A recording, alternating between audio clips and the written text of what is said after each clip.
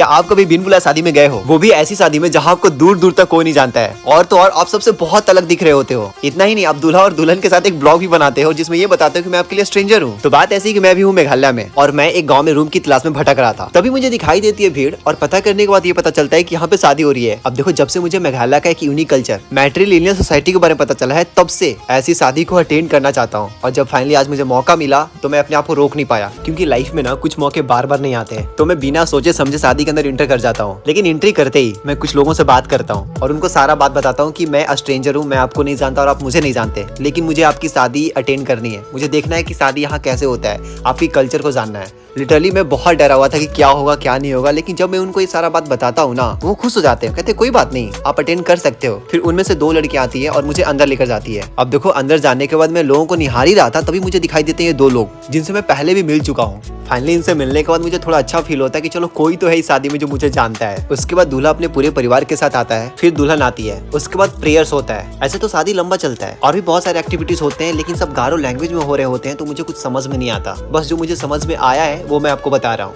और फाइनली वो टाइम आता है जहाँ पर दूल्हा और दुल्हन एक दूसरे को रिंग पहनाते हैं। फिर शादी में मौजूद सारे लोग 1 बाय 1 करके दूल्हा दुल्हन को बहुत सारी बधाइयां देते हैं। अब देखो, मैं भी इस शादी का एक पार्ट बन चुका था, तो मैं भी दूल्हा दुल्हन के पास जाता हूँ, उनसे बातें करता हूँ और साथ में उनके साथ एक ब्लॉग भी बनाता हूँ। और मैं उनको खुलकर बताता हूँ कि मैं आपके शादी का एक बिन बुलाए मेहमान हूँ। मैं कहीं से पास हो रहा था और इस वेडिंग में आ गया और काफी सारी चीजें सीखने को हमें मिला। लेकिन उनको इस बात से कोई प्रॉब्लम नहीं थी, बल्कि वो बहुत ज्यादा खुश थे। अब देखो, मैंने कुछ ऐसा एक्सपेक्ट नहीं किया था कि कुछ ऐसा होने वाला है यहाँ पर। अब देखो, जाते जाते वो ये कहते हैं कि कुछ भी हो जाए, बिना खाना खाए आप नहीं जाएंगे। ऐसे तो शादी में हर कोई खाना खाने ही आता है, लेकिन इस शादी में मैं खाना खाने नहीं आया था। बस मेरा एक ही मोटिव था इस शादी को अटेंड करना, जो कि फुलफिल हो चुका था। फिर एक लड़की आती है जो मुझे अपने साथ लेकर जाती है वहां जहां पर सारे लोग खाना खा रहे थे। Thank you so much.